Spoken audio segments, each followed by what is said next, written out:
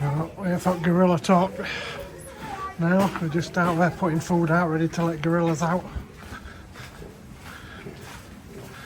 Just opening it all back up.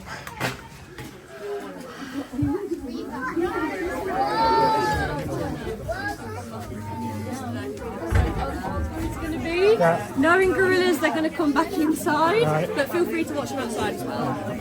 The talk will be in here if you're interested. But we can hear it out there, can we? You might struggle to hear it outside, but you can see them outside.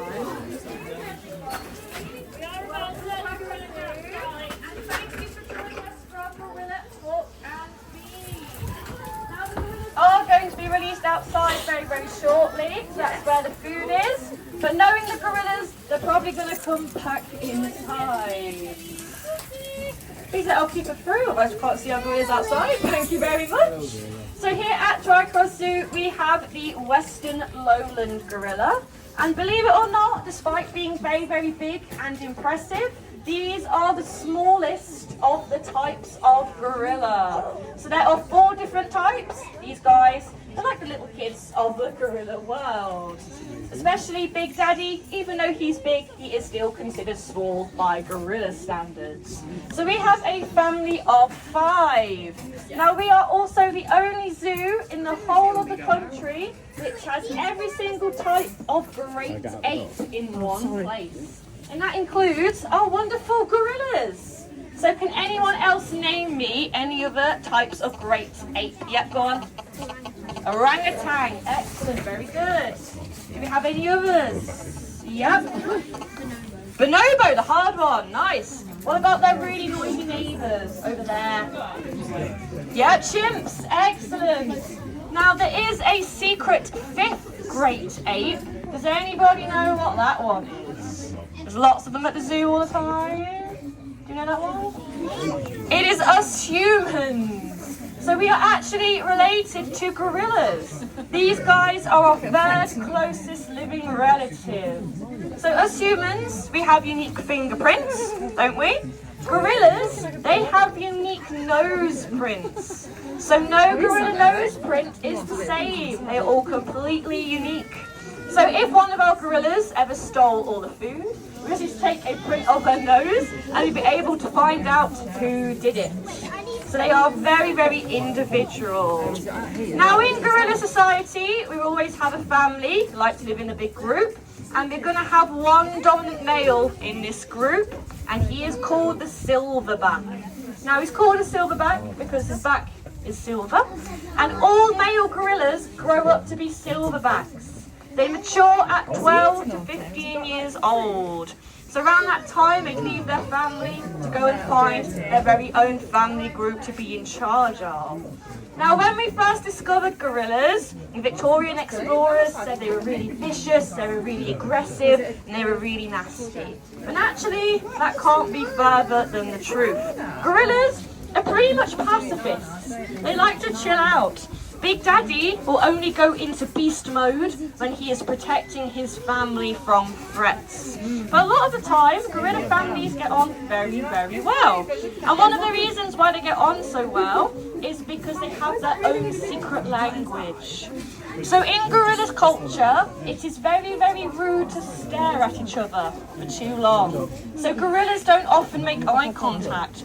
You can see we've got Big Daddy in front of the door having his aubergine. He's not really staring at his teenage son up there because that is considered very, very rude. So instead, gorillas will take a quick glance at each other and then they'll look away. So that is how they are able to stay nice and peaceful most of the time.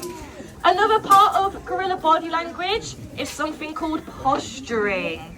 So gorillas walk on their knuckles, but if a gorilla walks up to another gorilla and his arms are turned inwards, that means he is not very happy about something. So they do have their own unique language. Now, gorillas are the strongest of all the great apes. They could easily bench press over 1,000 kg. These guys are really, really strong. But despite being strong, they are pretty much vegetarian. They eat over 100 different types of plants, and they have got 32 razor-sharp teeth to help them shear off the bark, Just looking at bite us hard like fruits, and eat lots of leaves. Now, despite being mostly vegetarian, gorillas have got one of the strongest bites in all of the animal kingdom. A gorilla's bite is stronger than a grizzly bear. They can very easily crack open a coconut. We've got teenage son over there making short work of those aubergines. So you can see how big and how sharp his teeth are. Now, gorillas are also the biggest animal to live in a nest. Yep, you heard me right. So out there in Western Central Africa, in the rainforest, where you can find these guys, they are going to make nests to sleep in every single night. And they're going to make these nests from leaves and sticks, make a nice bundle, and then they go to bed. So gorillas are actually quite good at nesting. They're quite homely animals, despite moving various times of the day out in the wild. In terms of water, wild gorillas do not drink any water. They don't drink any water at all. And that is because they get all the moisture they need from all of the plants that they eat. They are also what we like to call seed dispersers. And this is a really fancy way of saying basically your poo is really useful. So if you're a gorilla, because you're eating loads and loads of plants, your poo is packed full of seeds. So as you go moving about the jungle, going to the toilets, your poo helps to grow and rejuvenate the rainforest. So gorillas are really important animals. Now they are an ape, just like us, and gorillas can use tools. They're not quite as apt as their orangutan or even their chimp cousins. So these guys don't like water. So what they do with their tool usage is they grab a stick, they put it into the river, and they see how deep it is using that stick. See if it's shallow enough to cross. So gorillas are really, really intelligent animals. Now, unfortunately, every single type of gorilla species is critically endangered, and that is no different for our lovely Western lowland gorillas. Now, they do have lots of problems. The first one is habitat loss. These guys live in the rainforest. So if we cut down the rainforest, they no longer have a home, they can't make their nests, they're not going to have as much food available. Another threat these guys face is poaching for their meat, things like that. And mind-bogglingly, it's also the pet trade. Now, I probably don't need to tell you why having a pet gorilla isn't a very good idea, and life as a pet gorilla isn't very nice either, but it does happen sometimes.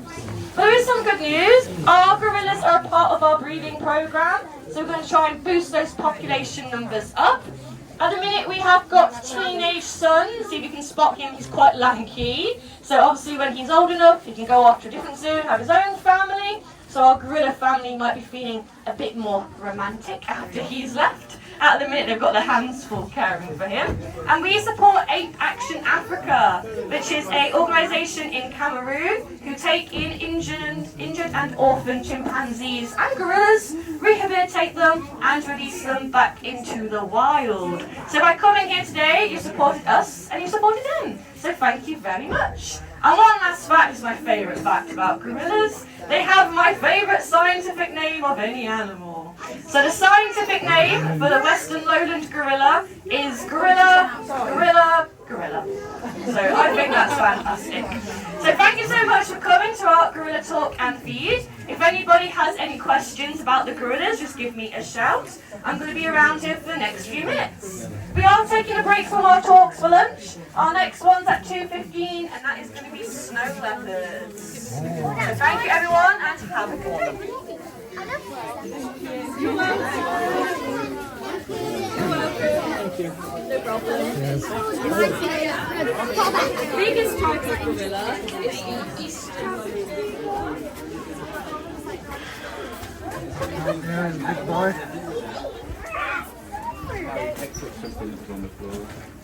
It was a big muscle.